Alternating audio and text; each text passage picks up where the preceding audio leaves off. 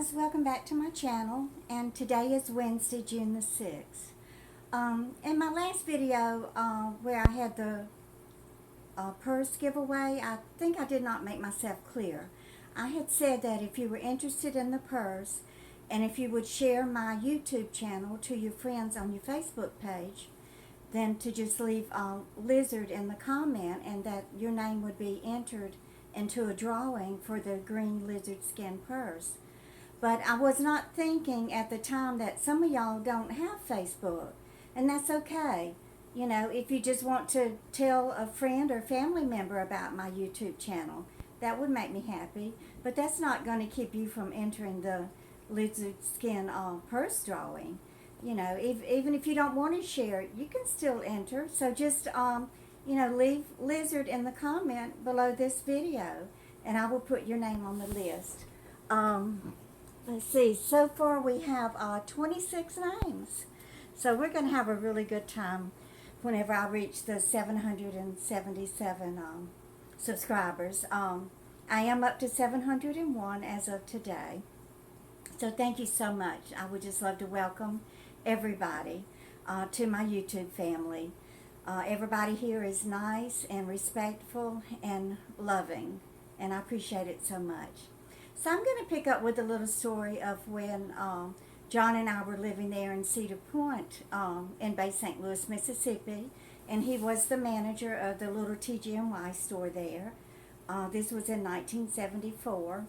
Well, that Christmas, that was the one that his mother and the Doctor of Divinity came to eat Christmas dinner with us, and she had said that she would bring the vegetables, which in my opinion, I thought they were going to be cooked and ready to put on the table. But she brought these 2 bags of frozen solid peas, and then I had to cook them even though everything else was ready to eat.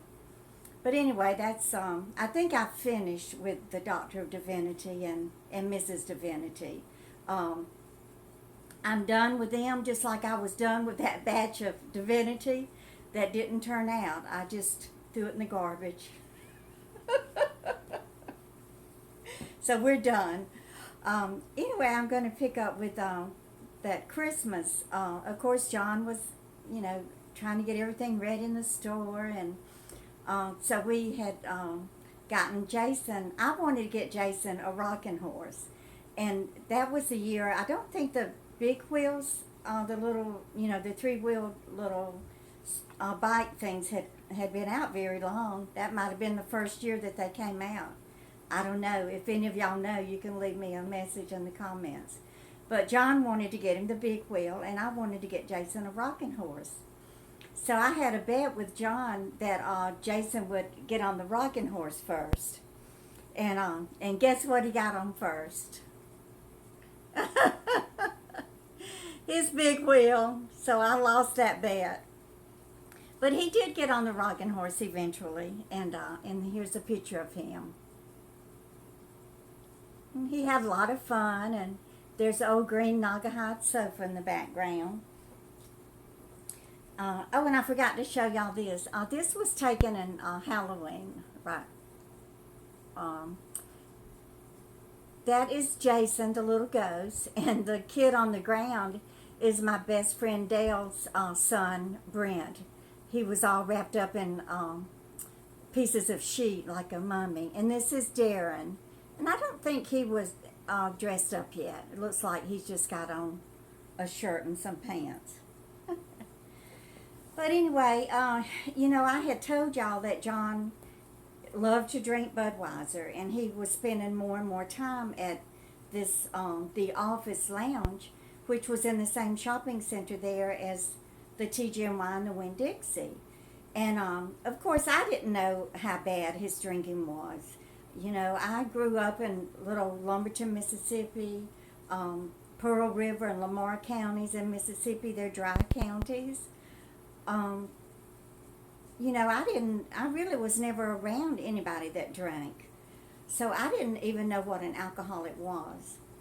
So one day John came home drunk, and he was all depressed and upset, and he had been fired. And I just couldn't figure out why. You know, what happened? because he was such a good manager. So I called the district manager and I said, why did you fire my husband? And he just bluntly said, because your husband is an alcoholic. And I told him, I said, no, he is not. He just likes to drink a little beer every now and then. But they knew a lot more about my husband than I did, or that I was ready to acknowledge at that time. So John had to find another job. And so he looked around, and he had been friends with this man. The man's name was Lester Smith, and he was the manager of the W.T. Grants, that big Grant City there in Hattiesburg, Mississippi, when John and I first met one another. And he was a big wig, with Grants, W.T. Grants. So he had been managing a little Grant store in Hialeah, Florida. So John called him, and he said, sure, I'll give you a job. Come on down. I need an assistant manager. So this is move number 10, from Cedar Point to Hollywood, Florida. Well, by then we had bought a little bit of furniture, so we had to store it someplace. And Dale and Doug had a little storage shed in the back of their house. So we packed up the old green Naugahyde sofa and the matching green Naugahyde chair and my ash wood dining room table that, according to Dr. Divinity, it was cheap because he said it was made out of ash wood, and our bedroom set. So we stored it in that little shed there behind Dale and Doug's house. Oh, by the way, Dale is the artist who painted this. And this is called an acrylic pour. Isn't it beautiful? She is so talented, y'all. But anyway, we're still driving the Volkswagen Squareback, the 1969 or 70 Volkswagen Squareback, the little white one that the wheel had come off of that time when we were coming back from eating at Commander's Palace. So we packed up our clothes and a few pots and pans and just the basic necessities, and we headed from Bay St. Louis, Mississippi down to Florida.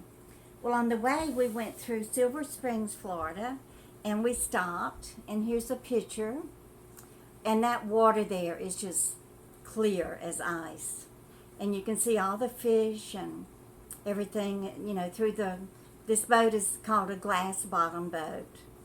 So we rode the glass bottom boat that day, and here's a picture of Glenda Merle holding Jason, and that's the Artesian Springs there behind me. I got on my bell-bottom pants. So we got to, we decided to look for a place near the beach. We did not want to live in Hialeah. So we found a little apartment in Hollywood, Florida. And it was just a little one-bedroom. And this is a picture of the living room. It had red shag carpet. And this is Jason playing with a little next-door neighbor with his little tinker toys. Now, this apartment was in a house, and we had just rented this little one-bedroom apartment from the man that was the owner of the house. And he was young, and all he did was smoke pot. I mean, I think I stayed on a second-hand high from all the smoke that was seeping through the walls. Oh, Lord, it was horrible. But do y'all know what kind of tree this is? I just thought that was so fascinating. We were riding around there in Hollywood, and I saw this odd-looking tree with the roots coming out of the ground, and snapped a picture of it. So if y'all know the name of it, let me know. But we only had the one car, so I would take John to work and tell him that I was going to put Jason in daycare and go look for a job. Well, I did that one or two times. But I really just wanted to go to the beach and get a suntan, and that's what I did most every day. So here's a picture of Hollywood Beach. I took a picture of that little bird in the sand. I think it's called the Golden Beach down there. It's It's not as beautiful as the white sand there in Pensacola and Fort Walton Beach, but it was still beautiful. So one day I had Jason with me, and we waded out in the water. And I didn't even realize where it was that I was swimming. I mean, I knew it was Atlantic Ocean. And I had Jason in my arm, and a wave came over and knocked me down. Well, I was trying to push myself up with my right hand, and by the time I got almost up, another wave came over. I mean, it just came over my head and Jason's head. So I was trying to hold my baby up to keep him from drowning and trying to push myself up out of the water. But every time I did, I just kept getting knocked back down and knocked back down. Y'all, Jason and I almost drowned, and it was the Bermuda Triangle. Oh my God. I finally got up above that water and got my footing. And we got out of there, y'all. And I never went back. And here's a picture of it. That is the Bermuda Triangle. I learned my lesson about lying to John, saying that I was going to go look for a job when I was really going to go swimming. That was frightening, though. And I learned then, don't ever wade out in the water when you're holding your baby, because you never know when you're going to get knocked down by a wave. So it wasn't very long after then that Lester Smith got a management job at the W.T. Grant's in New Orleans. So, of course, he was leaving the one in Hialeah, Florida, and he wanted John to come with him. So here we go. We pack up everything in the car and move out of that apartment with the red shag carpet and the marijuana smoke. And we drive back to New Orleans, and we go, and John starts working there at the W.T. Grant's store there in the area called Gentilly. And we got us a little one-bedroom apartment. And with my next story, I'm going to pick up there. And when we got home, we did not get a good welcoming at all. When we came back through Lumberton, we stopped to, say hi to Mother and Daddy and tell them that, we had moved back. You won't believe what Dorrit said. She goes, "Why did y'all have to move back here?" She said, "I wanted to take a vacation."